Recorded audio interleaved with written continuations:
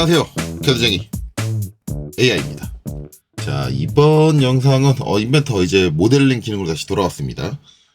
저희가 배운 모델링 기능이 많지가 않아요. 이전부터 계속 얘기를 했지만 돌출하고 회전 이 두 가지 기능만 배웠고 그 이후에 이제 기능들은 이제 하나도 안 배웠죠. 이제 엉뚱한 얘기만 하고. 자, 그래서 이제 이번에 할 거는 모델링 기능 대표적인 건 총 4개예요. 4개 중에 하나인 스윕을 다루려고 합니다. 요거 말고 이제 남은 건 이제 로프트가 남게 되겠죠.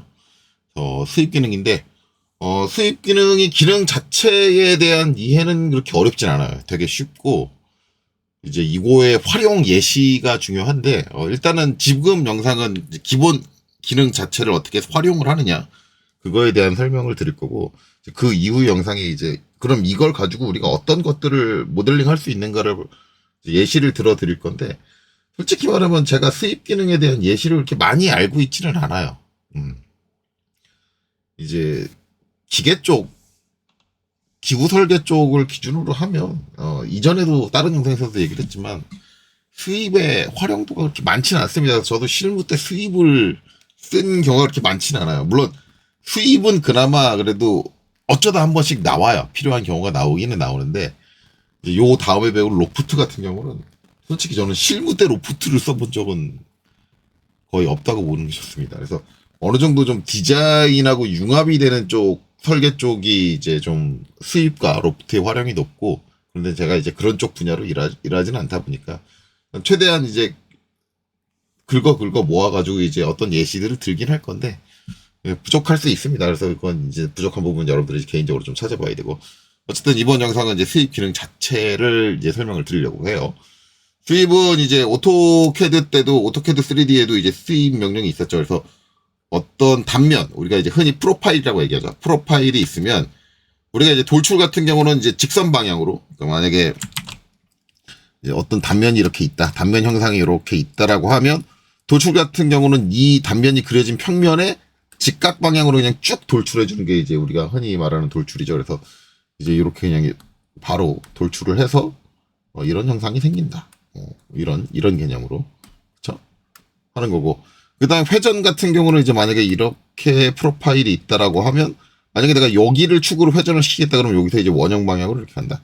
그래서 이제 방향성이 좀 단조롭게 가는 방식이라고 한다면, 스윕이라는 건 내가 이제 어떤 이렇게 단면이 이렇게 있다라고 하는데, 얘가 그냥 이렇게 단순하게 가는 게 아니라, 여기서 이렇게 갔다가, 이렇게 꺾었다가, 이렇게 갔다. 요걸 따라가지고 똑같이 이렇게 갔으면 좋겠다. 라고 하는 거죠. 그러니까 우리가 흔히 얘기하는 게 경로라고 얘기하죠, 경로. 어떤 경로를 따라서 내가 지정한 프로파일이 진행을 하면서 어떤 입체 형상을 만든다. 라고 이제 생각을 하면 되겠죠. 그게 바로 스윕이다. 그래서 지금 설명드린 걸로 우리가 알 수 있는 건 스케치가 2개가 필요합니다. 하나는 프로파일 형상. 그러니까 어떤 모양을 이제 갈 거냐라는 거고, 또 하나는 뭐냐? 얘가 따라갈 요 경로. 요 경로가 필요합니다. 그래서 최소 2개의 스케치가 필요하다.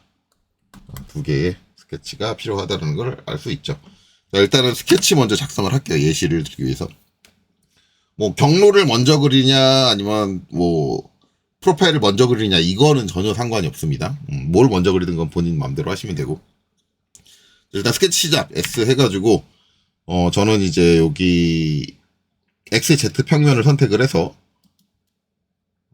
그 다음에 평면도 요건 똑바로 할게요. 롤 버튼 눌러가지고 평면도는 똑바로 해주고. 자, 여기다가 이제 경로를 먼저 그릴 거예요. 저는 경로. 자, 그래서 선 그려주는 게 L이죠. L 해가지고 저기 원점에다 딱 갖다 대고 녹색으로 나왔을 때 클릭하고 이쪽으로 쭉 빼는데 여기 거리는 100mm. 그래서 100 뺄게요. 그리고 엔터. 자, 100mm 왔고. 그 다음에 이제 요 마우스를 요 원점으로 가져가겠습니다. 원점. 지금 마지막에 찍어줬던 요 포인트에 똑같이 이렇게 가져가서, 그쵸? 요 상태에서 마우스 왼쪽 버튼을 꾹 누르고 있고 그 상태로 잡아 빼면 뭐예요? 접하는 형태로 뭘 그려줄 수 있어요? 홀을 그려줄 수 있습니다. 그리고 기억 안 나시는 분들은 스케치 가서 다시 보시면 돼요. 네. 그래서 이제 여기서 탁 내려놓고 여기서도 마우스 움직이지 않고 이 상태로 꾹 누르고 있다가 다시 쭉 빼면 이제 방금 전에 그린 호하고 접하는 상태로 이렇게 손을 빼줄 수 있습니다. 이 상태에서 탁 놓으면 이렇게 호가 그려지고, 이 상태에서는 이제 그냥 마우스로 움직여서 딱 움직이다가 저 호하고 접하는 순간에 아이콘이 딱 떠요. 지금 보이시죠? 아이콘 떠 있는 거. 이렇게 하면 아이콘이 없는데 딱 접하는 손이 딱 되면 아이콘이 딱 떠요. 저 순간에 딱 클릭해서 이것도 접하게 이렇게 놓을게요. 자, 그리고 이제 여기까지 작성을 하고 이제 ESC 눌러서 끝낼 겁니다. 이 선은 이제 어느 정도 제가 완전 정의를 할게요. 지금 있는 상태에서 좀 대략적으로. 그래서 자, 치수기 해주는 거 우리 D죠. D 해가지고 여기 원점에서 여기 끝에까지, 끝점까지 자, 수평 길이를 지금 나와 있는 게 266 나오는데 260으로 갈게요. 260. 자, 그리고 여기 있는 요 수평선과 요 경사진 선 사이의 각도 요거 줄게요. 요거는 지금 나와 있는 게 25.7 돼 있으니까 26 정도 줄게요. 26으로 주고, 그 다음에 이제 여기 있는 요 호의 반지름. 호의 반지름은 49.9 나오니까 50으로 줄게요. 그 다음에 이제 요 호의 반지름. 요 호의 반지름은 91.5가 나오니까 92 줄게요. 자, 그 다음에 요 호의 각도를 줄게요. 그 각도 줄 때는 이제 여기 끝점, 여기 중간점, 여기 끝점 해서 이제 이렇게 빼면 각도 나오겠죠. 예, 요거 각도가 57.9 나오는데 60 줄게요. 저기 이제 각도가 60도다. 그러면 이제 완전 정의가 됐죠. 완전 정의가 된 상태로 해서, 자, 이 상태에서 마무리 눌러가지고 스케치를 끝내겠습니다. 자, 요거 이제 경로예요. 경로고, 이제 이 경로를 따라갈 이제 단면을 그리는데 이제 어디다 그릴 거냐면, 지금 요 끝선과 그러니까 이 선을 법선으로 하는 평면이 있어요, 지금. 예. 그 평면을 사용할 건데, 이 선의 저선을 법선으로 하는 평면은, 예, 지금 여기 말하는 이제 우측면이죠, 우측면. 예, 왜 제가 오른쪽으로 수평하게 쭉 뽑았으니까. 거기다가 이제 스케치를 할게요. 그래서 원점 확장하고, 그 우측면이 여기 보면은 이제 YZ 평면이니까, YZ 평면. 요거 딱 선택을 해서, 여기서 플러스 돼 있는 요거, 스케치 작성, 요거 눌러줘가지고, 평면으로 스케치를 하러 들어가겠습니다.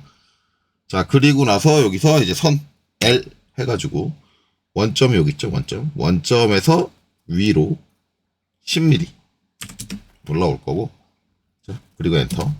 자, 여기서 오른쪽으로 5mm. 엔터. 자, 그리고 아래쪽으로 4mm. 엔터. 그리고 다시 오른쪽으로 6mm. 엔터. 자, 아래쪽으로는, 여기서 이렇게 와가지고 딱 걸리는 순간이 있어요. 딱 걸리는 순간이 뭐냐면 이 점하고 수평한 상태일 때 한번 걸려요. 수직하게 내려오다 보면 마우스가 딱 걸리는 순간이 있거든요. 좀 움직여도 이렇게 벗어나지 않는 순간, 이게 걸린 건데, 이 상태에서 클릭하고, 그 다음에 마지막으로 이제 처음에 찍었던 점을 다시 클릭해주면, 예, 이렇게 약간 니은자 모양의 이제 페다각형이 만들어지죠. 그래서 등각으로 이렇게 딱 바라보면 이제 이렇게 이런 모양으로, 그렇죠? 자, 그래서 이것도 마무리하고 나올 겁니다. 자, 이 상태에서 이제 수입 명령을 할게요. 수입은 이제 여기 보면 우리가 돌출 배웠고 회전 배웠고 그 다음에 바로 이제 수입 나옵니다. 그렇죠? 예. 대표적인 게 4개라 그랬는데 순서대로 나와요. 돌출, 회전, 수입, 로프트. 예. 그래서 대부분 이제 강의도 저 순서대로 많이 하실 거예요. 강사님들이. 일반적인 순서니까. 자, 그래서 이제 수입이 이렇게 있고, 마우스 갖다 대고 가만히 기다리다 보면 이제 단축키가 나오죠. 컨트롤 시프트 플러스 S. 예. 컨트롤 플러스 시프트 플러스 S. 예. 그러면, 자, 여기서 컨트롤 시프트 S를 누르면 수입 명령이 실행됩니다. 지금 나와 있는 제어판을 보면은, 다이얼로그 박스가 대화 상자가 아니라, 최신으로 변경이 됐다는 걸 여러분들이 확인할 수 있죠. 그래서, 뭐지, 특성 팔레트의 형태로 나옵니다. 이전에도 이제 좀 오래돼가지고, 기능 설명한 지 오래돼가지고 좀 까먹으신 분들이 계실 수 있지만, 저 요 위에 요거는 이제 설명 안 드린다고 했어요. 이거 뭐다? 사전 설정. 그래서 지금 보면 뭐라고 되어 있냐면, 마지막 사용. 마지막에 쓴 걸 기준으로 한다. 그래서 아마 여러분들하고 제게 좀 다르게 나올 수도 있어요. 다르게 나올 수 있는 게 지금 요게 체크가 돼 있고, 그 다음에 요게 이제 아마 처음 쓰시는 분들은 요걸로 돼 있을 거예요. 요걸로. 첫 번째 거. 근데 저는 지금 마지막 걸로 돼 있고, 제가 이제 마지막에 썼던 상태가 저거여서 그래요. 이것저것 하면서. 자, 그래서 초기 상태는 아마 이제 이걸로 돼 있을 거고, 그 다음에 요거는 꺼져 있을 거고, 요거 닫혀 있을 겁니다. 이렇게. 닫혀 있을 거예요. 보고 옵션은. 어쨌든 이래요. 자, 일단은 프로파일은 자동으로 선택이 됐습니다. 선택이 됐으면 자동으로 이제 밑으로 딱 이렇게 내려왔죠. 그리고 여기서 이제 프로파일은 하나밖에 없기 때문에 그래요. 만약 여러 개 있으면 자동으로 선택이 안 되겠죠. 내가 어떤 건 선택할지 골라줘야겠죠. 그건 좀 이따 볼게요. 자, 그리고 이제 경로는 이제 요 경로. 그렇죠? 요 경로를 딱 마우스로 지금 이렇게 파랗게 밑줄 가 있는 게 활성화되어 있는 거니까 선택을 하시면 이렇게 되죠. 자, 요 프로파일이 지금 이 경로를 따라서 갑니다. 이게 수입의 가장 기본이에요. 기본이고, 그 다음에 이제 동작을 보셔야 돼요. 동작 보면 방향이 돼 있는데 이렇게 돼 있습니다. 경로 따르기. 평면도에서 딱 보면 이렇게 돼 있죠. 지금 이제 우리가 요거 그린 게 아까 기억나실지 모르겠지만은 여기 길이 5고 그 다음에 여기 길이 6이에요. 그러니까 여기서부터 저 전체 높이가 이 전체 높이가 11이에요. 11.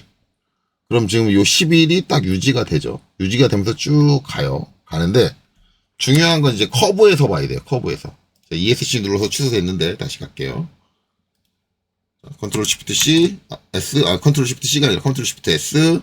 자, 경로는 예 해서 요걸로 평면에서 볼게요. 보면 이제 여기가 문제인데 여기가 이제 곡면에서 지금 어떻게 돼요? 지금 요 곡률이 꺾이니까는 방향이 틀어지는 거죠. 방향이 각도가 바뀌는 거예요. 각도가 바뀌면서 이 각도에 맞춰서 요 거리가 지금 11로 되고 있습니다. 그게 이거죠. 경로를 따라. 그러니까 경로가 각도가 바뀌면 저 거리값도 따라 바뀐다라는 거예요. 근데 두 번째 옵션이 있죠. 두 번째. 자, 다시 한번 컨트롤 시프트 S. 자, 경로는 예. 그리고 첫 번째 아까 요거 했었는데, 그쵸? 요거 했었는데 그 다음에 있는 유형으로 요거 보면 요건 고정됨이라고 하잖아요. 얘를 딱 누르면 이 부분이 바뀌죠. 그쵸? 여러분들이 눈으로 봤을 때 뭐가 바뀌어요? 두께가 바뀐다. 그쵸? 두께가 바뀐다라고 생각을 하는데 이제 두께가 바뀌었다기보다 두께가 적용되는 방향이 다르다라는 거예요. 이제 우리가 저쪽 끝에서 이제 원본 프로파일이 어떻게 있었어요? 처음에 오는 이 수직선의 법선인 평면, 직각으로 이렇게 이루고 있는 평면이 그려졌다 보니까 이 거리가 11이었어요. 근데 얘를 했을 때는 여기서 경로의 각도가 바뀌니까 어떻게 해요? 그 각도에 따라서 이렇게 11을 해줬었는데 지금 그렇게 안 하는 거죠. 이렇게 얇아지는 걸 보면. 그럼 얘는 어떻게 하느냐? 경로가 이렇게 휘어가도 계속 이 프로파일은 직각인 상태를 유지하는 거예요. 그래서 얘도 여기서 이렇게 직각으로 단면을 쳐가지고 보면 여기서부터 여기까지의 거리가 11이 유지가 되는 거예요. 내가 프로파일의 직각 방향을 어떻게 유지시킬 거냐. 이제 여기서는 이제 경로 따라랑 요거는 이제 고정이라고 돼 있죠. 고정. 근데 이제 우리가 이거를 기계적으로 얘기할 때 말하는 용어가 뭐냐면 경로의 직각이냐. 이게 경로 따라예요. 항상 경로 방향이 바뀌면 경로의 직각으로 그 프로파일을 적용을 한다. 그래서 경로의 직각이냐 아니면 요건 뭐냐면 요건 뭐라고 하냐면 스케치 평면에 이 인벤터 번역이 좀 그랬었는데 스케치 평면에 프로파일이 항상 평행한다 라고 얘기해요. 평행. 스케치 평면에 평행인 상태를 유지한다. 그게 이제 고정이에요. 그래서 항상 그 두께가 스케치 평면에 평행하게 그 두께가 유지되게. 프로파일 자체가 유지되게. 그렇게 된다. 그러다 보니까 이게 각 경로가 바뀌면 이게 얇아지는 거예요. 그래서 내가 어떤 형태를 원하느냐를 이제 선택을 해주는 건데, 일반적으로 우리가 이제 수입이라는 걸 사용을 할 때는, 거의 실무적인 얘기를 하자면, 물론 제 경험 위주긴 하지만, 이거를, 스케치 평면에 평행하게 유지시키는 경우는 드물어요. 거의 대부분은 경로에 따라 직각을 유지합니다. 프로파일을. 거의 대부분 원하는 게 이제 저 상태다. 라고 보시면. 그래서 이제, 요런 식으로 활용이 가능하다. 휙, 휙, 휙, 뭐, 요런 식으로. 그래서 이제 어떤 경로를 따라갈 때 이제 저런 식으로 따라간다. 이게 가장 기본적인 사용 방법이고, 이제 마지막에 하나 있는 거. 다시 갈게요. ESC 누를 때, 판서하고 ESC 누를 때보다 꺼지는 게 좀 짜증나는데, 다시. 이렇게 하고, 마지막 거는, 지금 마지막 거 선택되어 있는 상태죠. 경로를 선택해줬는데, 아무것도 안 나와요. 왜냐하면 얘는 경로가 하나가 아니라 2개여야 돼요. 기본적으로 이제 세이브는 메인 경로를 따라갑니다. 메인 경로를 따라가는데, 지금 얘는 뭐냐면, 마우스 같이 대고 있으면 안내라고 돼 있어요. 안내는 뭐냐면, 메인 경로를 따라가는데, 한쪽이 메인 경로를 따라가는데, 다른 쪽은 좀 다른 형태로 이렇게 갔으면 좋겠어. 서브 경로가 있어요, 서브 경로. 서브 경로를 추가해 줄 수 있는 거예요. 아마 이제 인벤터 예시 같은 거 보면 이렇게 뭐 이렇게 손잡이 같은 거 있는데, 여기가 이제 손가락 껴지도록 이렇게 꾸불텅 이렇게 돼 있는데, 이건 요 손가락 앞쪽에만 이렇게 돼야 되잖아요. 그리고 뒤쪽은 그냥 이렇게 내려와야 되잖아요.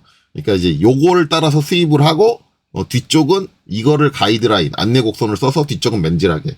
그렇게 한 이제 예제로 나와 있을 거예요. 이제 그런 식으로, 한쪽은 경로를 완벽하게 따라가는데 다른 쪽은 좀 다른 형태로 좀 갔으면 좋겠다라고 할 때, 우리가 이제 안내 레일 또는 안내 곡선, 그리고 이제 또는 공면을 선택해도 돼요. 공면. 그러니까 레일 또는 공면. 그러니까 선의 형태를 취해도 되고, 그게 공면의 형태일 수도 있고, 그런 식이죠. 그래서 이제 그런 것들을 이제 추가해서 좀 더 다양한 복잡성을 가진 애들을 해줄 수 있다라는 거고, 그 다음에 이제 그 밑에 있는 건 설명 안 드려도 되겠죠? 컨트롤 시프트 S. 자, 경로 선택하고, 이제 요거 그냥 일단 요 형태 나오게 이렇게 해줄게요. 본체 이름은 지금 생성되는 본체 이름을 입력해 줄 수 있는 거고, 이거는 기존에 봤던 돌출에도 있었고 회전에도 있었습니다. 이름 바꿔주는 거니까 그렇게 이해하시면 된다. 자, 그리고 이제 여기 고급 특성이라는 게 있는데, 요거를 확장을 하시면 나와 있는 게 단일 선택을 위한 최적화인데, 이게 여러분들은 이제 일단 꺼져 있을 거예요. 저렇게 체크가 꺼져 있는 상태가 돼 있을 거다. 그런 거죠. 자, 그래서 지금 세팅된 거 한 개 프로파일 선택하고 경로하고, 그 다음에 방향은 경로를 따르기 해가지고 확인 누르면, 자, 이렇게 제가 그린 니은자 모양이 경로의 방향을 따라서 이렇게 휘어가면서 쭉 형상이 생긴다. 그래서 대부분 이제 학원에서 알려드릴 때 이제 이것만 알려드릴 거예요. 이렇게. 저 경로를 따라서 갈 수 있어. 왜냐면 이제 저기까지만 해야지 수입에 대한 설명, 수입이란 기능에 대한 설명이 짧게 끝나요. 요 기능만 알려줘요. 그리고 바로 이제 실습 들어가죠. 근데 뭐 그게 나쁘다라고 보기엔 조금 힘들어요. 왜냐면은 그것만 설명돼도 거의 대부분 실무에서 우리가 수입을 쓰는 상황은 거의 다 해소가 돼요. 거의 대부분 수입이라는 게 이제 어떤 특정한 복잡한 형태가 일정한 경로를 쭉 따라서 갈 때 우리가 많이 사용을 하기 때문에 거의 이걸로만 이제 거의 해소가 다 된다. 실무에서 말씀드린 거의 대부분이. 그래서 솔직히 말하면 이것만 알아도 되긴 하는데, 이제 인벤터라는 소프트웨어를 이제 제가 일하는 분야 위주로만 쓰는 것들은 아니잖아요. 뭐 이제 인벤터를 산업 디자인에 쓰시는 분도 계시고, 뭐 다양한 분야에 쓰시는 분들이 계시니까. 그리고 이제 설계하는 분들도 제가 제 분야 기준으로 얘기를 했기 때문에 수입을 이렇게 적극적으로 활용을 안 하는 것 뿐이지, 좀 복잡한 형상을 다루는 설계 파트도 있을 수 있어요. 그런 쪽에서는 이제 또 추가적인 기능들이 더 필요할 수도 있다라는 거죠. 그래서 이제 더 추가적인 기능들을 알아볼게요. 자, 컨트롤 Z로 일단 취소할게요. 자, 그리고 다시 컨트롤 시프트 S 해가지고, 자, 경로 선택하고, 그 다음에 추가적인 내용을 좀 설명을 하죠. 자, 보시면은 동작에 우리가 이제 방향을 이제 어떻게 할 거냐, 이거는 이제 아까 설명을 다 드렸으니까, 요 마지막 건 아직 안 봤죠. 마지막 건 좀 마지막에 볼 거예요, 진짜. 예. 요 두 가지에 대한 설명을 드렸으니까, 요거는 알겠는데, 그러면 여기 밑에 보면 뭐가 있냐? 테이퍼랑 비틀기가 있어요. 자, 테이퍼는 우리가 이제 이거 테이퍼는 돌출에서도 여러분들 보셨을 거예요. 그쵸? 취소. 자, 테이퍼 돌출. 자, 돌출은 단축키 2죠. 2 해가지고 요 프로파일이 10mm 돌출한다 그러는데, 여기 보면 테이퍼 각도 있죠. 여기서 내가 한 5도다 입력을 하면 어떻게 돼요? 5도가 커지면서, 그렇죠? 넓어지면서, 이렇게 넓어지면서 돌출이 된다. 이게 테이퍼잖아. 말 그대로 같은 거예요. 넓어지면서 돌출이 되는. 이렇게 경사를 가지고 5도의 경사를 가지고 점차적으로 이제 넓어지면서 이제 생성이 된다. 뭐 그런 거죠. 이게 테이퍼니까 수입의 테이퍼도 다르지 않다. 자, 홈 버튼 눌러서 다 들어오게 하고 컨트롤 시프트 S.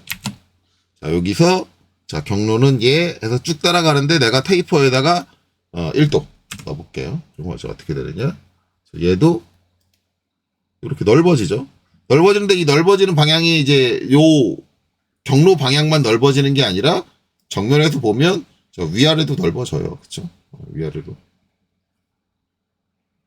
넓어진다. 그러니까 이제 모든 면들이 갖고 있는 모든 면들이 똑같이 저런 5도의 각도를 가지고 넓어지면서 경로를 따라가더라. 그쵸?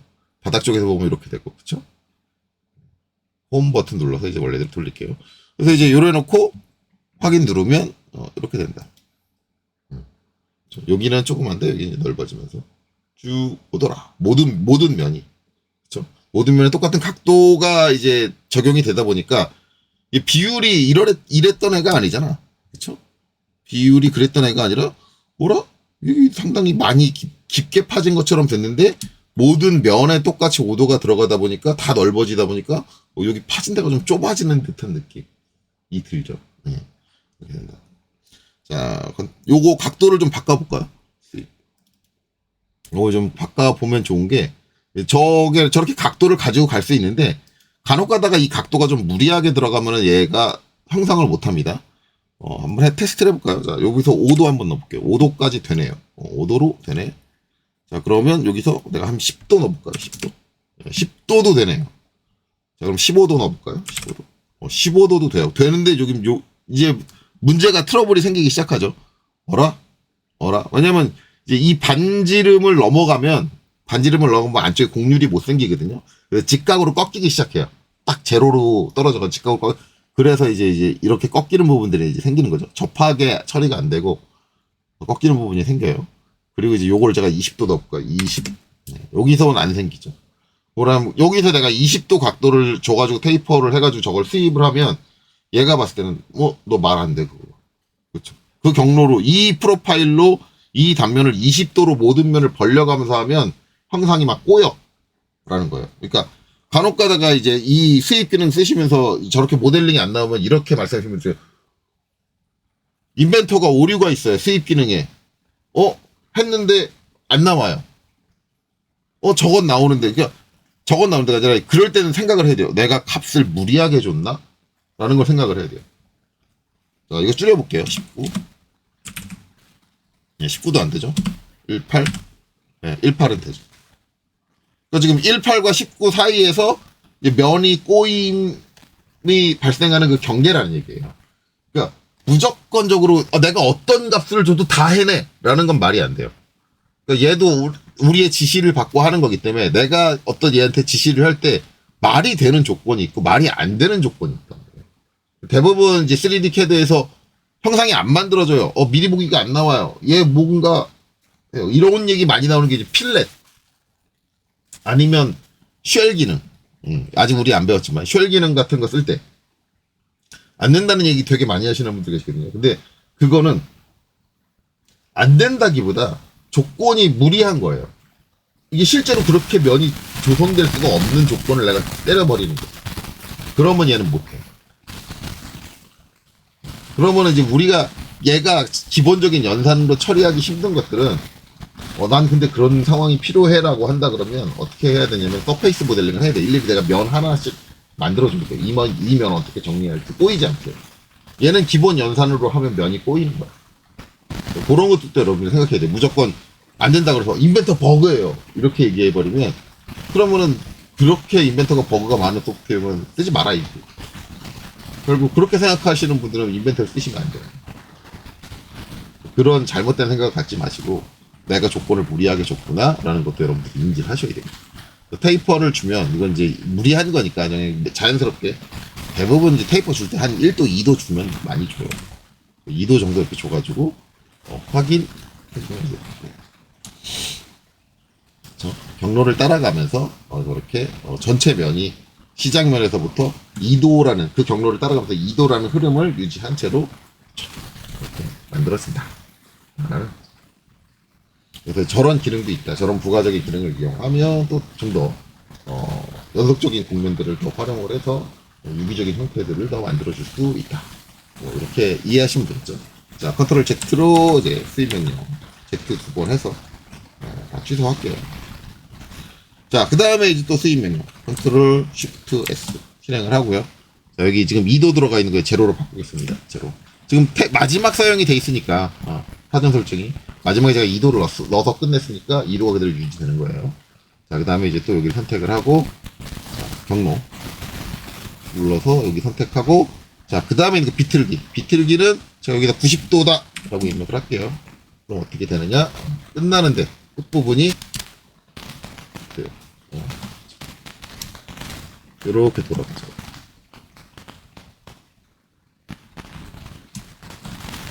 여기다 이렇게 두 개가 다 보이게 해주는 게 낫죠. 처음에 이제 이렇게 시작했어요. 근데 지금 뭐예요? 요 부분이, 그렇죠? 요 부분이 이 부분이 이렇게 된 거예요. 그러니까 여기서 오면서 어떻게 해요? 쭉 오면서 돌아가지고 경로를 따라오면서 돌아가지고 이거 잘못 그렸다. 요 부분이 슉 오면서 저 밑으로 가는 게 아니라 여기로 와서 이렇게 오는 거예요. 그러니까 처음에는 원래 이 선 기준으로 이쪽에 있어야 되는데 끝날 때 90도를 비틀면서 오라 그랬으니까 어떻게 해요? 90도를 반시계모로 비틀면서 이렇게 오는 거예요. 이거 이해하셨죠? 그래서 스윕 기능을 사용을 하면서 저렇게 꼬여서 오게 할 수 있다. 자, 컨트롤 쉬프트 S 다시 자, 요 경계 선택을 하고 자, 여기서 0도 자, 90도 했는데 이거를 내가 360도 한 바퀴를 돌아라. 그러면 지금 단면은 똑같죠? 네. 확인 누를게요. 확인 누르면 단면은 똑같아요. 마지막에 이걸로 끝났어. 그쵸? 이걸로 끝났고 여기서도 이제 이렇게 됐고 그런데 그게 완전히 한 바퀴를 돌아가지고 중간에 뭐예요? 꽈배기처럼 보인다. 그쵸? 요 비틀기를 이용을 해가지고 여러분들 만들 수 있는 게 뭐가 있냐면 드릴 칼날 네, 드릴 칼날 모양을 만들어줄 수 있어요. 그 비틀기를 그 경로를 따라서 직선 경로를 따라가면서 이렇게 돌아라 해가지고 만들어줄 수 있거든요. 그래서 그런 것들도 가능하다. 그거를 한번 해볼까요? 드릴 칼날, 드릴 날을 한번 가능한가? 한번 해보죠. 안 해봤어요, 저. 솔직히 인벤터에서는. 예전에 다른 소프트웨어에서 솔리드웍스라든가 그런 쪽에서는 해봤는데 여기서는 안 해봐서 가능한지 모르겠는데 원래 이제 그거 응용하는 저 비틀기를 응용하는 방법 중에 그런 게 있었거든요. 자, 컨트롤 N으로 네, 새 작업창 띄울게요. 스탠다드 IPT 작성. 일단은 스케치는 대충 그릴게요. 자, 여기서 S 눌러서 스케치 시작을 하고 여기서 우측면을 선택을 할게요. 우측면 여기를 선택할까요? 여기를 선택을 해서 자, 평면을 선택했어요. 이거는 똑바로 돌려줄게요. 평면대로 똑바로 돌려주고 컨트롤 쉬프트 C 해가지고 요 중심점 기준으로 이렇게 해서 드릴 직경이 한 12? 드릴 직경 12파이짜리 드릴이다. 12로 하고 자, 마무리를 하고 돌출 2 해가지고 요 길이는 한 100mm? 100mm짜리 길이의 드릴이다. 라고 잡을게요. 잡고, 자, 이 상태에서 이제 또 추가적으로 이제 스윕을 이용을 할 건데, 어떻게 할까? 자, 2D 스케치 시작. S 해가지고, 평면은 똑같이 원점에서, XZ 평면을 똑같이 선택할게요. 평면. 선택하고, 요것도 똑바로 돌려주고, 자, 그 다음에, 형상 투영해서 이 원형을 투영을 할게요. 원형을 투영을 하고, 그 다음에 F7. 이렇게 해주고, 드릴 날 형태가 어떻게 되는지는 정확하게 제가 이제 드릴 제조회사에서 일하진 않았으니까 잘 모르는데, 일단은 대략적으로 할게요, 그냥 제가 느낌 가는 대로. 자, L 해가지고, 여기서 이렇게 이렇게 대략적으로 이렇게 잡아줄 거예요. 요각을 잡고 그 다음에 여기서 이 선은 구성으로 놓고 그 다음에 각도를 줄게요. D 해가지고 여기서 수평선이 하나 있어야겠네. 각도 주려면 L. 여기서 수평선 하나 놓고 얘도 구성으로 놓을게요. 구성으로 놓고 D 요거 해서 각도를 10도를 주고 그 다음에 요거 해서 각도를 30도를 줄게요. 30도를 주고 그 다음에 L 해가지고 여기서 이렇게 파이는 걸로 좀 안쪽으로 들어와서 이렇게 파이는 걸로. 원래 이제 이렇게 단순하게 생기지 않았을 거예요. 드릴 날이 D 해가지고 요거 각도가 60도? 60도 정도 나오게 이렇게. 요렇게 쭉 드릴 날이 이제 파인다. 날 홈이. 그리고 이제 날이 이제 얘가 되는 거죠. 요게 이제 날이 되고 이제 저 드릴이 회전을 해서 된다. 라고 생각을 하는 거예요. 그래서 요렇게 프로파일을 하나 만들고 마무리. 그 다음에 수입 경로도 그려줘야겠죠. 경로는 S 2D 스케치 시작. 평면은 뭐 X, Y를 잡아도 되고 Y, Z를 잡아도 되고 상관없는데 그냥 X, Y를 잡을게요. X, Y 잡고 F7 중앙에다가 L 해가지고 선 해가지고 원점에서부터 반대쪽 중간점까지 요 길이를 다 커버하게 할게요. 자, 요게 경로 마무리. 자, 요 가려져서 안 보이는데 자 어쨌든 스케치 2번 요거고 스케치 3번은 요거 가운데 수직선. 요 위에 선은 아니고 요 수직선을 쓰는 거예요. 경로로. 우리가 이제 여러분들이 생각할 때 그럴 거예요. 그냥 저 수직하게 가는 건데 경로가 필요한가라고 하는데 저 수직선을 준 이유는 따로 있고 자, 일단은 여러분들이 수직선을 따라갈 거라고 한다면 그냥 돌출로 처리하면 되지 않냐라고 생각할 수 있어요. 그래서 이 해가지고 자 요 프로파일 단면을 선택을 할게요. 서고 쭉 이렇게 하면 수직선 따라서 쭉 갈 거 아니에요. 그쵸? 갈 건데 그럼에도 불구하고 돌출을 안 한 이유가 이 상태에서 얘를 뒤틀릴 수 있는 방법이 없어요. 그러니까 우리는 이제 꼬불꼬불 꼬여가면서 타고 올라가야 되는데 드릴 날이 꼬불꼬불 꼬여 있잖아요. 그렇게 가야 되는데 얘로는 돌출로는 그냥 저 직선 방향을 따라가기는 하지만 저걸 꼬불꼬불 꼬을 수 있는 방법이 없단 말이에요. 그래서 제가 이제 스윕으로 저걸 한번 되는지 한번 해보려고 하는 거예요. 이제 컨트롤 시프트 S 해가지고 지금 보면 단면 프로파일을 얘를 선택을 할게요. 선택하고 자 그 다음에 요 선 선택해야 되는데 요 파란색이 이쪽으로 안 내려오죠 지금. 안 내려오는데 요 잘 됐다. 여기서 이거 설명드리면 되겠다. 내가 프로파일 단면을 선택을 했어. 선택을 했는데도 불구하고 요 파란색이 자동으로 이렇게 내려와주면 경로 선택하라고 내려와주면 좋잖아요. 근데 안 내려와. 안 내려오는 이유는 우리가 이제 프로파일 단면이 여러 개일 때는 여러 개를 다 선택해 줄 수 있어요. 복수로. 내가 선택이 끝났다라고 알려줘야 돼. 그래서 저 다음으로 넘어가려면 오른쪽 클릭하고 계속 해줘야 돼요. 그쵸? 그럼 다음으로 이렇게 내려오죠. 활성화가. 근데 지금 보면은 밑에 옵션 중에 뭐가 있냐면 고급 특성에 단일 선택을 위한 최적화라는 게 있어요. 이게 뭐냐면 이렇게 단면이 여러 개일 때 나는 프로파일을 항상 한 개밖에 선택을 안 해. 조건이 그거예요. 나는 그 프로파일 면이 여러 개가 있어도 수입 명령을 사용을 할 때 난 항상 하나의 프로파일만 선택한다. 라고 한다면 그러면 컨트롤 시프트 S 하고 자, 요 프로파일 선택하기 전에 내가 단면 선택을 위한 최적화를 딱 체크를 해줘요.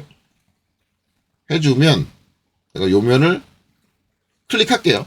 딱 클릭하면 어떻게 돼요? 자동으로 밑에 들어가죠. 내가 프로파일을 항상 수입 명령을 사용할 때 프로파일은 같은 프로파일이 여러 개가 있든 뭐 하든 어쨌든 나는 항상 한 개만 선택하고 바로 경로 선택해. 라는 조건이 성립한다면 이걸 켜놓고 쓰는 거예요. 이게 그 옵션이에요. 자, 그리고 나서 얘가 경로가 누구다? 요 가운데 있는 요 수직선이다. 그러면은 어떻게 돼요? 지금 뭐예요? 비틀기가 360이 들어가 있으니까 어떻게 돼요? 이렇게 꼬이면서 가죠. 비틀입니다. 그렇죠? 보이시면 보면. 근데 지금 이 상태는 합치기예요. 부울이. 예, 결합이에요. 합치기면 안 되고, 예, 잘라내기. 이렇게 해줍니다. 그러면 이렇게 파지는 거잖아요. 만약에 이제 드릴에 있는 요 홈이 이거 한 바퀴가 아니라 두 바퀴다 그러면 어떻게 해주면 돼요? 720도다. 자, 이렇게 해서 확인. 해주면 뭐예요? 드릴 날이 빠르게 파이는 거지. 그쵸? 자, 이렇게 파이는 거예요. 그래놓고 나서 뭐 해주면 돼요? 드릴 날 끝각이 118도잖아. 여기만 118도로 뾰족하게 만들어주는 거예요. 저 뾰족하게 만들어주는 건 뭐 다양한 방법으로 있는데 회전으로 까주면 되겠죠? 그리고 이제 어떤 분들이 그럴 거예요. 아니, 무슨 드릴이 날이 이렇게 하나만 있습니까? 한 두세 개 있어야죠. 요거는 뭘로 해주면 돼요? 원형 패턴으로 해주면 돼요. 여기서 이제 원형 하고, 그쵸? 요거 선택하고, 회전축으로 이 원통을 선택을 하고, 자, 지금 6개로 돼 있는데, 6개가 아니라 한 3개만 할까요? 3개. 날이 3개짜리야. 뭐 어떻게 돼요? 이렇게 되는 거죠. 그렇죠? 일렬 3개짜리. 3개짜리. 그리고 끝에 뾰족하게 해봅시다. 뭐 한 김에 이게 드릴 날 완벽하게 만들죠. 뭐. 물론 이제 이 날 형태가 실제 드릴 제조 회사에서 사용하고 있는 그 형태는 아니에요. 그거는 제가 드릴 그 툴 제조 회사에 다니지 않았기 때문에 실제로 그걸 어떻게 설계하는지는 저는 잘 몰라요. 여기 KS 규격에 나와 있을 수도 있으니까 이제 KS 규격 찾아보세요. 찾아보면 있을 수 있어요. 저는 저 부분은 안 찾아봤어요. 왜냐면 제가 저쪽 전문가는 아니기 때문에. 그래 놓고 2D 스케치 가서 컨트롤 S 눌러서 컨트롤 S가 아니지. 이거 잘못 눌렀어. 그냥 S 눌러서 스케치 시작 눌러서 평면을 뭐 이거는 YZ 평면 잡아도 되겠죠. 그 다음에 F7 누르고 여기서 L 해가지고 원점에서 이렇게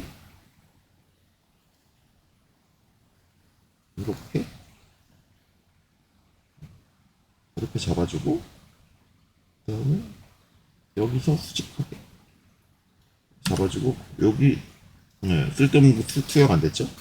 요거는 이제 회전축 잡아주느라 한 거니까 요건 선택해서 중심 잡고 그 다음에 수평 걸어줄게요. 수평 마이너스가 여기 수직이죠. 왜냐면 Y축이 수평이고 그쵸? Y축이 수평이고 Z축이 수직이죠. 그러면 I 수직 걸어가지고 여기 높이는 요 끝하고 맞춰줄 거고요. 드릴 날 끝각이 118도잖아요. 그쵸? 118도니까 D 여기서 요 사이의 각도는 118 나누기 2 그쵸? 그래서 59도가 되고 그 다음에 여기까지 길이는 요 직경은 12보다 조금 크게 갈게요. 12보다 조금 크게 뭐 13? 이렇게 가면 되겠지. 그러면 이제 완전정이 됐죠? 그 다음에 회전 R 해가지고 자동으로 이렇게 한 바퀴 돌리는 거죠. 그쵸? 한 바퀴 돌리는데 얘도 잘라내야죠.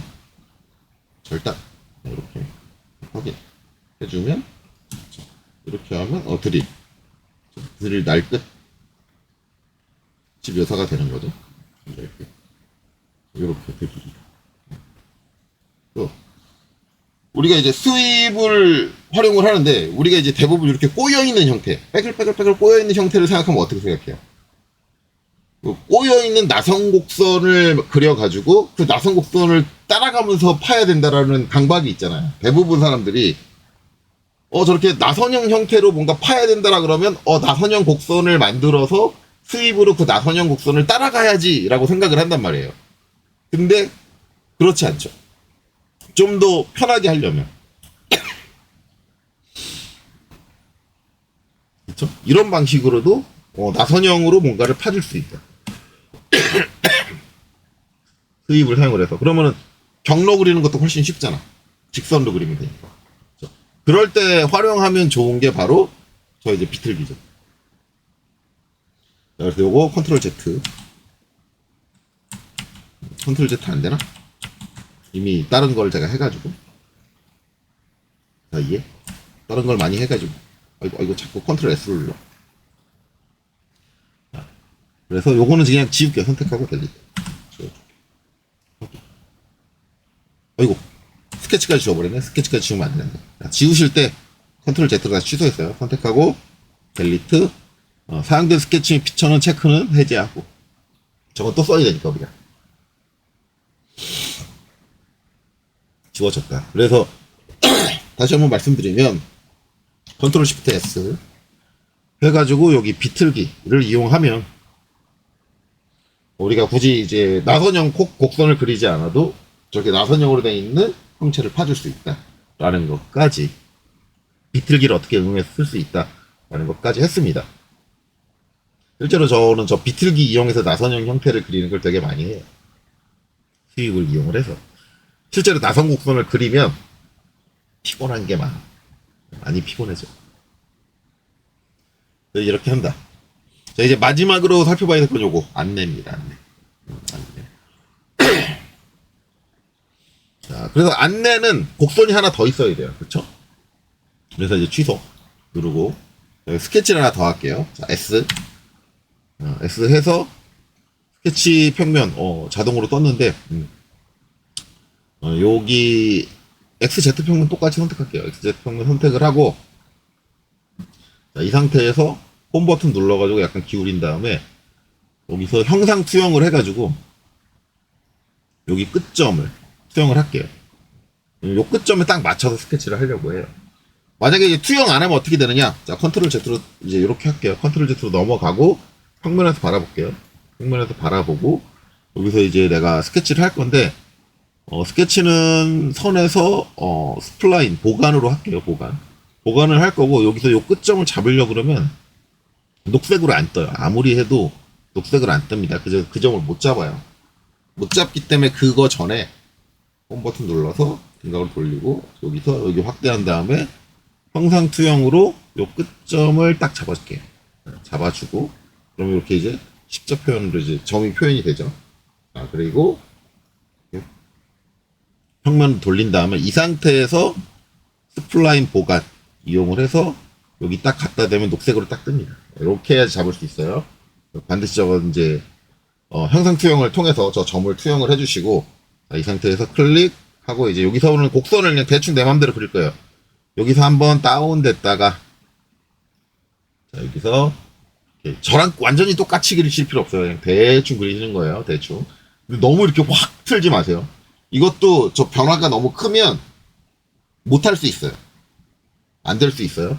변화 너무 크게 하지 말고 적절한 선에서, 눈으로 봤을 때 적절한 선에서 이렇게 하고 다시 여긴 좀 폭이 좀 벌어졌죠. 벌어졌다가 이쪽에서 살짝 안쪽으로 말려 들어왔다가, 그렇죠? 그리고 여긴 다시 얇아지고, 그렇죠? 그래놓고 이제 여기서 이렇게 살짝 벌어졌다가 여기서는 이렇게 벌어지는데, 요거는 좀 길게 뻗을게요. 길게 뻗고 최종적으로 확인 눌러서 이제 오늘 작성을 마칠 겁니다. 이거는 완전 정의 안 시킬 거예요. 그냥 이 상태로 둘 거예요. 자, 그리고 이제 마무리 들고 나갈게요. 자, 그래서 이제 이렇게 됐다. 요 끝에가 가변성이 너무 크네요. 요거 수정해야 될 것 같아요. 스케치 3번 눌러가지고 더블 클릭해가지고 보니까 여기가 너무 밑으로 확 꺾였어. 그래서 지금 요 바깥으로 삐져 나갔죠. 여기 바깥으로 삐져 나갔어요. 요거는 안 될 것 같고, 저러면 이제 형상 이상이 형상이 꼬이거든요. 꼬이니까 얘는 요 핸들을 이렇게 좀 줄여주면서 이렇게 돌려가지고 얘가 바깥으로 빠져나가지 않게, 그쵸? 이게 스플라인 제어하는 방식이잖아요. 요 점을 이용을 해서 요거 이렇게 해서 이렇게 완만하게 들어오는 걸 좀 조정을 해줄게요. 여러분들도 혹시 요 끝에가 말려 있다든가 그러면은 저처럼 바깥으로 이렇게 삐져나가지고 말려 있다, 아니면 급격하게 직각으로 떨어진다, 그렇다고 하면 요 부분 수정해 주셔야 돼요.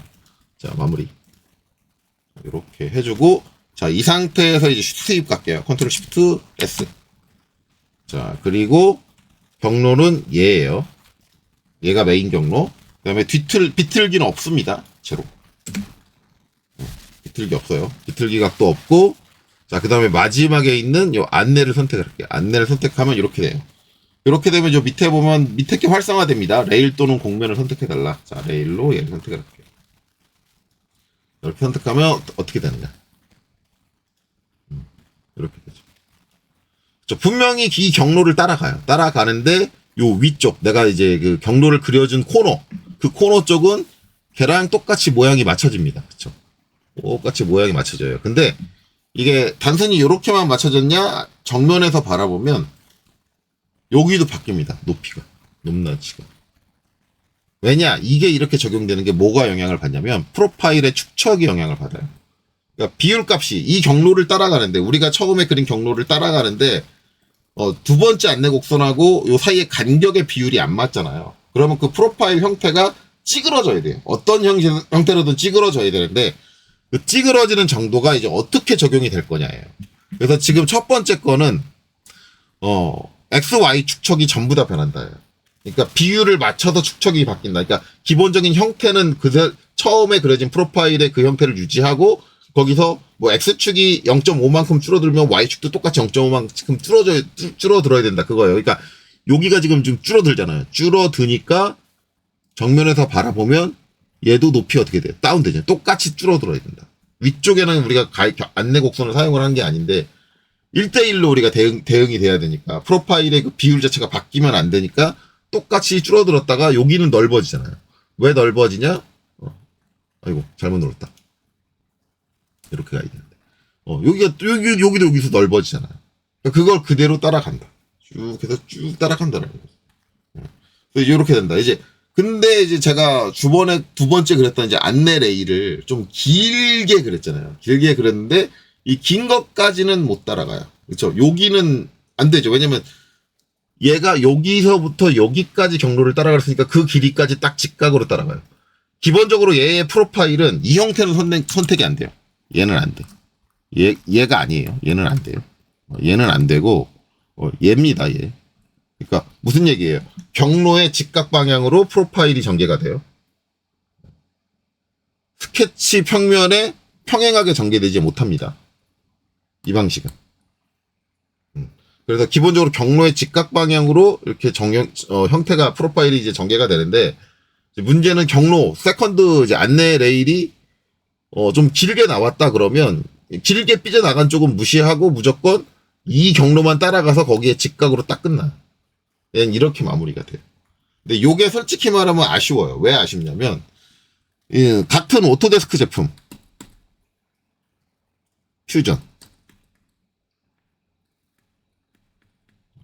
퓨전은 여기까지 오게 할 수 있습니다. 그 옵션이 추가적으로 있어요. 근데 얘는 그 옵션이 안 보이더라고. 그게 매우 안타까워. 왜 퓨전엔 있는데 얘한테는 없지? 예. 조금 안타까운 부분. 자, 그 다음에 이제 프로파일 축척에 XY가 있는데, 요게 X축 축척만이라는 게 있습니다. X축 축척. 요거 하면 여기선 바뀐 게 없죠. 그쵸? 똑같아요. 얘를 하든 똑같아요. 근데, 여기서 보면, 높이가 안 바뀌죠. 평평합니다. 예. 그러면, 안내 곡선이 깔려있는 그 방향까지만, 맞춰준다. 축척을 바꿔준다. 그 방향에만. 안내 곡선이 깔려있는 방향에만 축척을 바꿔주고, 여기는 분명히 축척이 바뀌었잖아. 넓어지죠. 얘는 이제 그러니까 1대1로 바뀌는 게 아니라, X축. 내가 이제 늘어날 한쪽 방향. 안내 곡선이 그려진 쪽. 그쪽 방향만 바뀌고, 다른 쪽은 바뀌지 않는다. 라는 거예요. 그래서 이제 그렇게 비율이 바뀐다. 그래서 이제 여기서 보면, 여기서는, 얘를 선택하든 차이가 없지만, 정면에서 바라봤을 때는 어떻게 돼요? 얘를 선택했느냐, 아니면 얘를 선택했느냐에 따라서 달라지죠. 얘를 선택하면 똑같이 이렇게 왔다 갔다 하고, 얘를 선택하면, 이쪽은 높이는 변화가 없어. 요거고, 그 다음에 이제 얘는 없음이에요, 없음. 없음 하면 어떻게 되느냐? 안내 레일을 적용 안 한 거랑 똑같습니다. 그쵸? 예. 안 한 거랑 똑같아요. 그냥 그대로예요. 예. 왜냐면 축척이 적용이 안 되니까. 그러니까 기본적으로 이 메인 경로를 따라가야 되는데 축척이 적용이 안 되면 어떻게 여기 들러붙어요? 못 들러붙잖아요. 기본 프로파일 영상이 축척이 적용이 돼야지만 저게 들러붙는 거예요. 그러면 여러분들이 이렇게 생각했죠. 그럼 저 옵션은 왜 있어? 이거 있을 필요가 없잖아. 있을 필요가 없는 건 아니고 저게 이제 쓰이는 용도가 뭐냐면 축척은 바뀌긴 싫은데 이 안내 레일에 따라서 방향이라는 걸 바꿀 수가 있어요. 우리가 지금 이제 이게 좀 차이성이 안 보이는 이유가 이 안내 레일이 지금 요 경로하고 똑같은 평면에 그려져서 그래요. 만약에 다른 평면에 그려졌다라고 하면 이제 3차원적으로 방향성의 차이가 생기거든요. 높낮이의 차이가 생긴다든가 그렇게 돼버리기 때문에 저 축척을 잡는 기준이 달라져요. 기준 축척을 적용하는 방향성, 그 X축이라고 그랬잖아요. 그 X축의 방향성이 달라져. 요거를 이제 보여드리면 취소. 지금 요 스케치를 우리가 같은 평면에 그렸는데 요걸 제가 수정을 할게요. 이제 스케치 그려진 평면을 수정하고 싶으면 가장 간단한 방법은 이제 뭐 평면을 다시 선택해서 하면은 되는데 지금은 이제 그러기는 좀 피곤하니까 왜냐면 이걸 다시 그려야 되잖아. 다시 그리려면 피곤하니까 제가 요거 스케치 하기 전 단에 평면을 하나 생성을 할게요. 자, 홈 버튼 눌러서 평면을 어디를 생성할 거냐면 요 높이, 요 중간 높이에다 평면을 하나 만들게요. 평면 여기 요 선이 있는 높이, 요 선을 선택하고 그다음에 얘랑 평행할 평면으로 XZ 평면 선택하고 지금 각도 90도 들어가 있으면 이렇게 수직하게 이 평면에 수직하게 나오는데 0도로 갈게요. 얘랑 평행한 거니까 0도. 그렇죠? 그러면 이렇게 똑같이 누워 있는 거 확인 눌러주면 지금 여러분들 보시면 이제 평면이 어디 만들어졌냐면 그렇죠? 높이 딱 맞춰서 만들어진 걸 알 수 있죠. 이걸 정면에서 딱 눌러보면 그렇죠? 딱 이렇게 우측면으로 보는 게 낫겠다. 그렇죠? 지금 딱 요 선이 있는 높이, 그렇죠? 요 높이의 평면이 하나 만들어졌어요. 그리고 이제 요 스케치를 요 평면으로 옮길게요. 자, 여기서 스케치 3을 오른쪽 클릭하고 재정의해서 자, 얘를 선택하려고 그러면 선택 안 됩니다. 여기로 얘로 재정의하려면 얘를 선택을 해야 되는데 선택이 안 돼요. 선택이 안 되는 이유는 우리가 이제 피처 트리상에 그러니까 모형 검색기죠. 모형 검색기 상에 순서가 얘가 먼저고 얘가 나중이에요.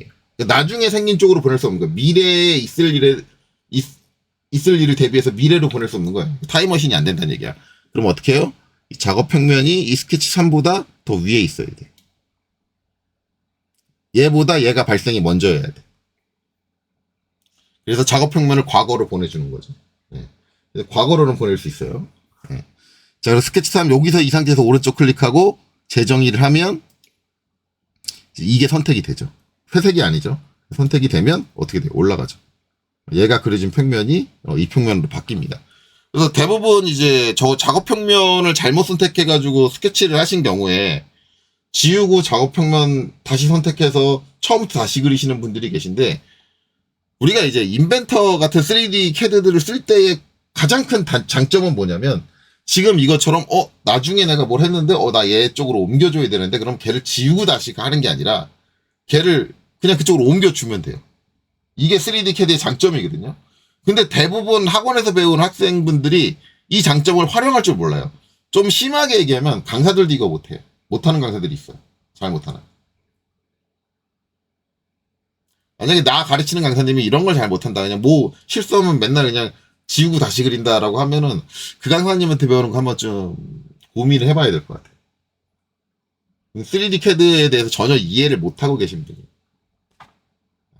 그러니까 3D CAD라는 건 내가 언제든지 그냥 최소한의 공수를 들여가지고 수정할 수 있다. 이거를 자유롭게 할 수 있어야 돼. 대신 그걸 자유롭게 할 수 있으려면 여러분들이 이 3D CAD라는 시스템 자체를 되게 잘 이해를 하고 있어야 돼요. 그래서 3D CAD를 쓰는 거는 단순히 그냥 학원에서 배우는 것처럼 그냥 모델링 명령 몇 개 써가지고 원하는 형태를 만드는 게 다가 아니에요. 그거가 그렇게 중요하지 않아요. 그거는 개나 소나 다 해. 말 좀 심하게 해가지고 그거 못하는 사람은 거의 없어. 누구나 다 해. 그 누구나 다 하는 걸 가지고 우리가 3D CAD를 쓸 줄 아는 사람이 다룰 줄 아는 사람이라고 얘기 안 해요. 실무에서는. 3D CAD를 쓰는 순간 진짜 얘는 그 특징을 잘 이용을 해가지고 효율적으로 얼마나 쓰느냐, 운용을 하느냐, 내가 수정할 때 얼마나 편하게 할 수 있느냐, 이거를 키포인트로 해요. 그래서 지난 영상에서 제가 이제 모델링하고는 전혀 상관없는데 쓸데없이 막 매개변수 편집하고 그 다음에 그거 가지고 뭐 다른 거 하고 뭐 그런 거를 한 이유가 뭐 표현이라는 걸 사용을 하고 그런 걸 한 이유가 학원단에서는 그거 진짜 쓸모없는 거기 때문에 안 가르치거든요. 근데 그거는 학원에서 잘못 생각하고 있는 거야. 오히려 그게 더 중요해. 실무에서. 그런 걸 얼마나 잘 다루느냐가 오히려 중요하다고. 여러분들이 되게 오해하시면 안 돼요. 유튜브나 영상에 이런 뭐 인벤터 가르치는 영상 보면은 죄다 하고 있는 게 그냥 모델링만 주구장창 해. 근데 그게 중요한 건 아니거든요. 그거는 연습하다 보면 누구나 다 해.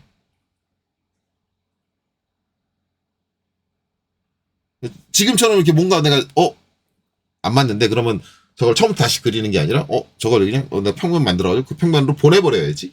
이런 생각을 할 수 있어야 돼요. 3D 스캐드 쓰시는 분들은. 자, 그 다음에 장어 평면에 이제 보일 필요 없으니까 오른쪽 클릭하고 가시성을 꺼줄게요. 자, 그러면 이제 아까랑 좀 상황이 달라진 게 얘가 어떻게 했어요? 그쵸? 위쪽에 있는 평면을 그렸단 말이야. 똑같은 프로파일인데. 그쵸? 스케치인데. 그러면 이 상태에서 이제 컨트롤 시프트 S 한번 해봅시다. 자, 그리고 나서 프로파일은 얘고, 그 다음에 경계는 얘예요. 그쵸? 그리고 요 720은 비틀기는 제로로 갈게요. 자, 그리고 여기서 방향은 자, 안내를 선택을 할게요. 자, 그리고 안내 곡선으로 얘를 선택을 해요. 자, 그리고 평면에서 볼게요. 지금 평면에서 보면서부터 약간 이상한 게 느껴지거든요. 아까는 얘가 뭔가 틀어진 것 같은 느낌이었는데 지금은 미세하게 이게 뭐가 틀어진 것 같아. 왜냐면 여기 선이 세 개가 그러니까 선처럼 모서리 엣지처럼 보이는 게 세 개만 나와 있거든요. 근데 얘는 세 개가 아니라 하나, 둘, 셋, 넷. 왜냐면 이게 니은자잖아요. 우리가 그려놓은 프로파일이 이거잖아. 이걸로 이제 X축, Y축만 바뀐다 그러면 내가 위에서 바라본다 그러면 요 모서리 보이고 요 모서리 보이고 요 모서리 선 보여야 돼. 세 개만 보여야 되는데 지금 얘 세 개가 아니라 요 모서리 선 보이죠? 요 모서리 선 보이죠? 요 모서리 선 보이죠? 요 모서리 선 보이죠? 여기 희미하게 얘도 보이죠? 얘도 보여요. 지금 몇 개야 대체? 하나, 둘, 셋, 넷, 다섯, 여섯. 6개의 엣지가 보여요. 6개의 엣지가 보인다는 얘기는 지금 뭐 이제 얘가 보인다든가 뭐 이런 것들이 다 보인다는 거죠. 그럼 뭐가 이상한데? 아니죠. 얘 6개가 하나, 둘, 셋, 넷, 다섯, 얘까지. 지금 얘가 다 보인다는 얘기잖아. 그럼 뭔 얘기예요? 이거는 얘가 이렇게 틀어졌다는 거야. 평행하게 오지 않고 틀어져 있어. 왜 그러지? 라고 하면, 이제 우리가 지금, 아까는 요 두 번째 그린 게 어디 있었어요? 여기 있었어. 근데 지금 어디 있어요? 여기 있어요.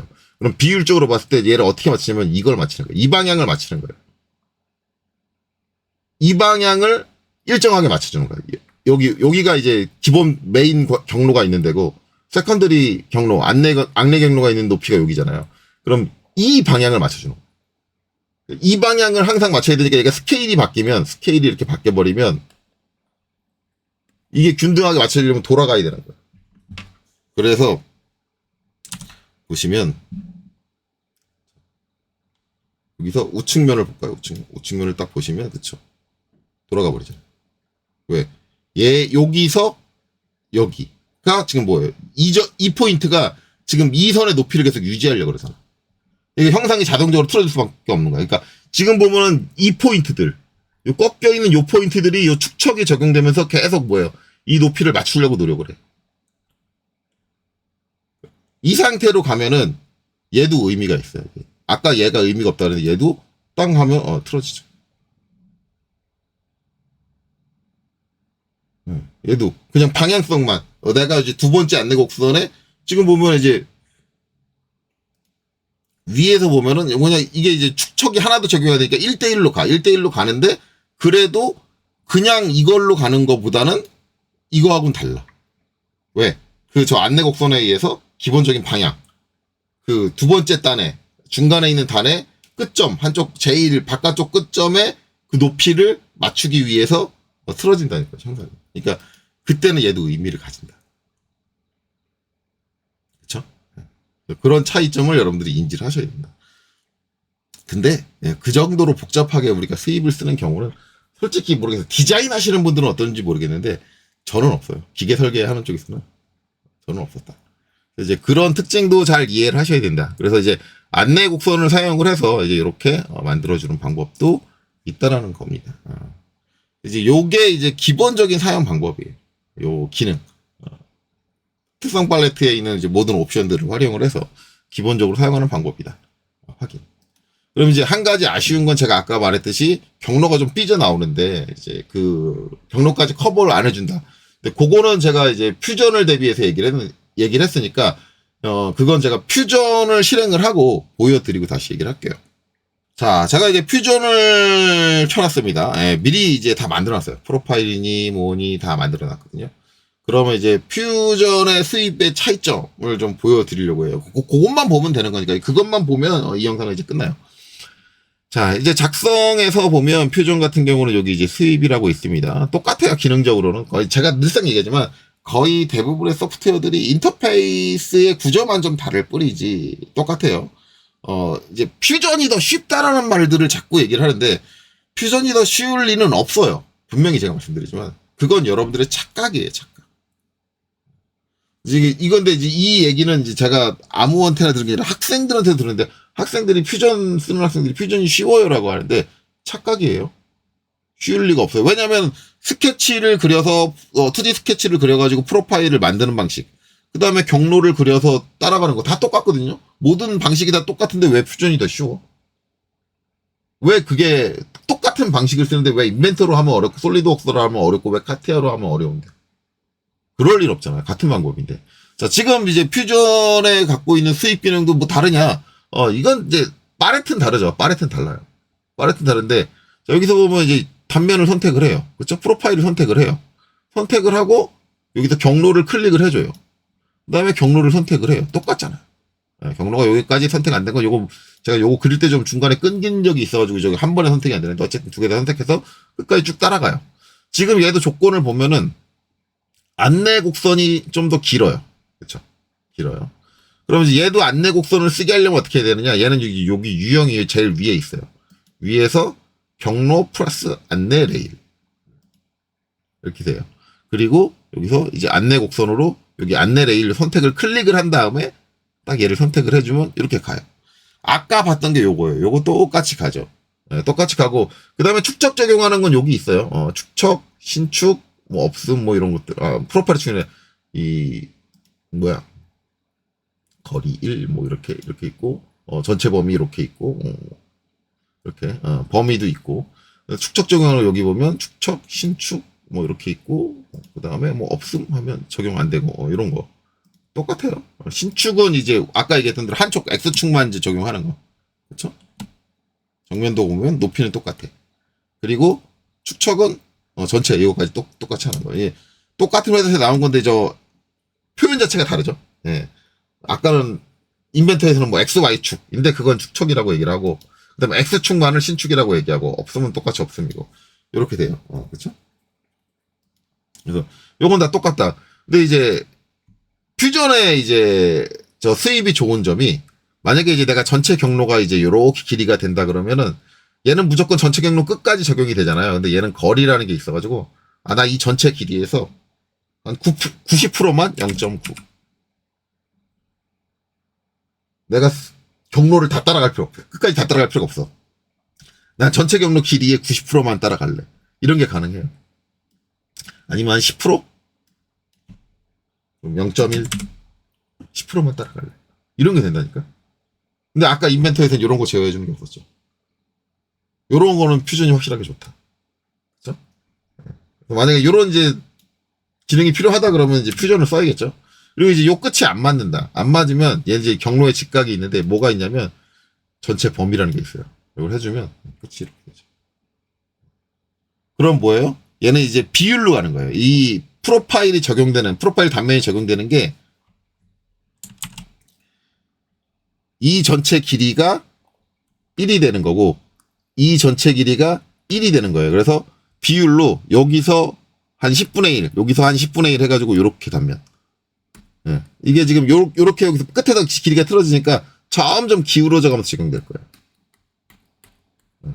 그렇게 되게. 그렇죠? 이게 이걸 선택할 수 있다는 게 얼마나 좋아요.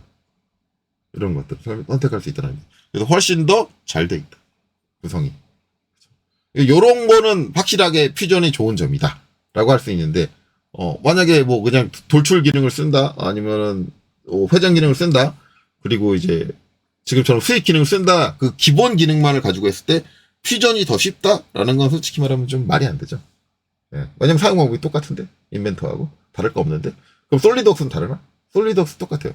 솔리드웍스 좋아하시는 분들은 또 솔리드웍스가 쉽다 이렇게 얘기하시거든요. 그럴 리가 없어요. 왜? 똑같잖아. 솔리드웍스도 수입 기능 똑같이 있는데 뭐예요? 똑같이 프로파일 선택하고 똑같이 경로 선택하고. 근데 왜 솔리드웍스가 더 쉬워? 그러니까 솔리드웍스가 쉽다고 느끼는 사람은 뭐냐면 솔리드웍스의 인터페이스가 개인적으로 마음에 든다. 내 취향이야 이거고. 그 다음에 인벤터가 더 쉽다라고 생각하시는 분들은 뭐예요? 인벤터의 인터페이스가 내 취향인데 이거고. 퓨전이 쉽다고 말하시는 분들은 뭐예요? 퓨전의 인터페이스가 내 취향이다. 인터페이스 취향일 뿐이지 그게 기술적으로 더 쉽다, 학습적으로 더 쉽다라는 것 자체는 말이 안 돼요. 그래서 제가 이제 학생들한테 늘상 말씀드리는 거는 그거예요. 3D 소프트웨어를 배울 때 여러분들이 이제 가능하면 쉽게 배우고 싶잖아요. 그러면은 대부분 이제 제가 강사 생활할 때 가장 많이 들었던 게 인벤터가 쉬워요, 솔리드웍스가 쉬워요, 이렇게 물어보거든요. 그걸 남한테 물어보지 마세요. 왜? 제가 아까 뭐라 그랬어요? 그건 취향이에요. 개인 취향이라고. 그러면 그걸 남한테 물어보면 그 사람의 취향이에요. 그 사람의 취향이 여러분의 취향하고 같을 수가 없어요. 그렇기 때문에 솔리드웍스가 쉽다라고 얘기하는 사람과 인벤터가 쉽다라고 얘기하는 사람과 퓨전이 쉽다라고 얘기하는 사람이 나눠지는 거예요. 누구 말이 맞는 거야? 누구 말이 맞는 게 아니라 그 사람 말 다 맞는 거예요. 왜? 그 사람의 취향이니까. 그러니까 이 소프트웨어가 나한테 쉽게 다가온다, 어렵게 다가온다는 내 취향에 관련된 거니까 제가 누누이 저한테 그 질문하면 저는 항상 그래요. 답을 안 줘요. 답을 안 주고 다 써보세요. 써보고 만져보고 결정하세요. 내가 그 기능들을 다 그러니까 결국은 인벤터를 익히기 싫어도 인벤터를 어느 정도 쓸 수 있을 정도로 익혀봐야 인벤터가 쉽냐 안 쉽냐를 결정할 수 있는 거예요. 그리고 인벤터만 경험하면 그걸 쉽냐 안 쉽냐 결정할 수 없잖아요. 그러면 솔리드웍스도 경험을 해봐야 되고 똑같은 기능에 똑같은 범위까지 경험을 해야 되고. 그래서 제가 3D CAD 뭐 써야 될지 모르는 사람한테는 항상 하는 얘기 그거예요. 다 배우세요. 뭘 배울지 지금 결정하지 마세요. 다 배워보고 결정하세요. 그렇게 얘기하거든요. 시간이 없는데 시간이 없다 그래서 본인 취향에 맞춰서 누가 소프트웨어를 제안해 줄 수 없어요. 그래서 제가 또 한 가지 드리는 말씀은 솔리드웍스 영업하는 사람도 그럴 거고 인벤터 영업하는 사람도 그럴 거고 퓨전 영업하는 사람도 그럴 거예요. 다 자기 소프트웨어가 쉽다라고 얘기해요. 자기가 판매하는 소프트웨어가 쉽대.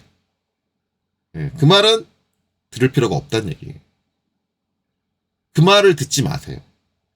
그거는 인벤터 체험판을 써보건 솔리드웍스 체험판을 써보건 퓨전 체험판을 써보건 3개의 체험판을 다 써본 다음에 그 마지막 파이널에 내가 셋 다 써보니까 난 뭐가 더 편해. 이게 남는단 말이에요. 그때 확정을 지는 거예요.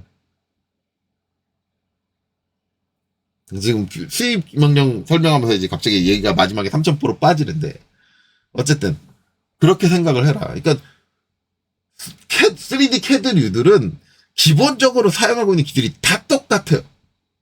그러니까 뭐가 어렵고 뭐가 쉽다라는 건 존재 안 합니다. 단지 이 전체적인 인터페이스의 구성 자체가 내 취향이냐의 차이다. 그렇기 때문에 그거를 남이 하는 얘기를 듣고 내 취향을 맞출 수가 없어요. 절대 거기에 현혹되지 말아라. 그리고 다 써봐라. 라는 거예요. 그나마 이제 인벤터하고 퓨전 같은 경우는 학생 때 좀 많이 써보시는 게 좋아요. 왜냐하면 인벤터하고 퓨전은 학생한테 단 땡전 한 푼도 안 받습니다. 학생 증빙만 받으면 쓸 수 있으니까 학생 때 충분히 인벤터하고 퓨전을 써보세요. 써보고 그리고 솔직히 말하면 솔리드웍스도 학생 때 써봐야죠. 학생용은 많이 싸니까. 정확한 거는 솔리드웍스 판매하시는 분한테 물어보세요.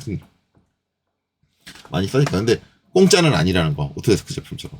그래서 공짜로 써보려면 그래서 지금 학생 딸에서는 이제 오토데스크 제품군 쓰시는 분들이 많죠. 왜냐면 학생분들한테 공짜로 제공을 하니까. 학생인 걸 입증만 할 수 있다면. 근데 여기서 오해하시면 안 되는 게 간혹 가다가 학원을 다니시는 일반인 나는 학원 수강생이니까 나도 학생이야 라고 해서 오토데스크에서 공짜로 학생용을 주겠지라고 생각하시면 안 돼요. 여기서 말하는 학생은 공식적인 교육기관, 공교육기관을 얘기합니다. 예. 공적인 교육기관. 그래서 초, 중, 고, 대학교, 대학원까지. 대학원까지예요. 여기에 내가 일반 사람이다. 나는 고등학교까지 졸업을 하고 대학교까지 졸업을 하고 일반인이 됐는데 학원에서 수업을 듣는다. 라고 한다면 그건 학생이 아니에요. 오토데스크가 말하는 학생은 아닙니다. 그렇기 때문에 그분들은 학생용을 쓸 수 없어요. 오해하시면 안 돼요. 간혹 가다가 그 학생용에다가 그 학원을 학교로 등록을 해달라고 요청을 하시는 분들이 계신데, 그러면 아마 그거는 그렇게 사용을 하시면 나중에 그 라이센스에 문제가 생길 거예요. 그건 아니다.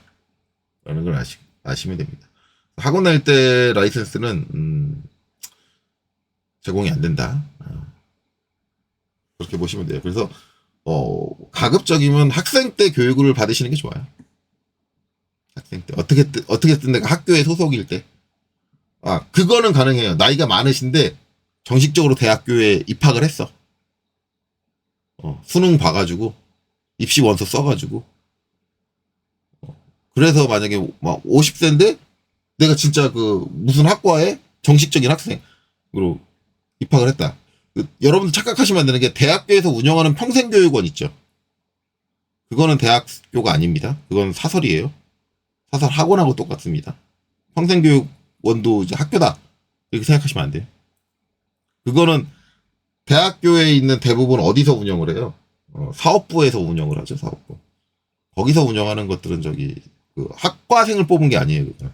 정식적인 학과생을 뽑은 게 아니기 때문에 그것도 학생으로 인정 안 됩니다. 대학교에서 하는 거 했다고 해서 그것도 학생으로 인정된다. 그렇게 하시면 안 되고, 대부분 이제 산학협력단 아니면 평생교육원 이런 데서 한 것들은 그게 학교가 아니기 때문에, 그거는 학교는 진짜 일반적인 입시를 통해서 들어가는 대학생들만을 얘기를 해요. 그러니까 뭐 대학에서 운영하고 있는, 뭐 대학에서 그런 거 하잖아요. 그 사업부에서 무슨 한 달짜리 두 달짜리 뭐 코스로 해가지고 뭐 하는 거 있는데, 국비 뭐 어쩌고 해가지고 하는 거 있는데, 그런 것들은 전부 다 학교가 아니니까 그렇게 이해하시면 돼요. 그걸로 이제 학생용 라이센스를 받겠다라고 생각하시면 안 됩니다. 자, 어찌됐든 갑자기 3,000% 빠졌는데, 그래서 요 수입 기능은 좀 인벤터에서는, 퓨전에서 이렇게 나왔는데 왜 이 기능을 인벤터에 안 넣어줬는가는 좀 많이 아쉽다. 라는 거죠. 그래서 이제 수입에 대한 기본적인 활용법은 이제 여기까지 하고, 다음 영상에서 이제 지금 우리가 배운 수입 기능 가지고 이제 몇 가지 작업을 해볼 거예요. 몇 가지 작업. 제가 이제 한 가지는 제가 실무에서 경험을 했던 작업이고, 한 가지는 좀 복잡한 작업을 하기 위해서 어쩔 수 없이 해야 되는 건데, 일단은 이 수입 기능을 우리가 간단하게 쓸 때는 지금 우리가 여지껏 2D 스케치밖에 안 썼잖아요. 2D 스케치를 썼는데, 다음에 있는 예제를 하기 위해서는 3D 스케치가 필요해요. 원래 이런 수입 기능 같은 경우는 3차원적으로 막 가 있는 경로, 복잡한 경로, 이런 걸 따라가면서 뭘 만드는, 그런 것들을 이제 해야지 좀 복잡한 작업이 들어가거든요. 그래서 이제 그걸 하려면 3차원 스케치가 필요하기 때문에, 다음 영상은 아마 이제 수입 가지고 이제 어떤 예제를 하는 것보다 일단 3차원 스케치를 익히는, 영상이 될 것 같습니다. 자, 그래서 이번 영상 여기까지 마치도록 하겠습니다. 여기까지 보시느라 수고 많으셨습니다.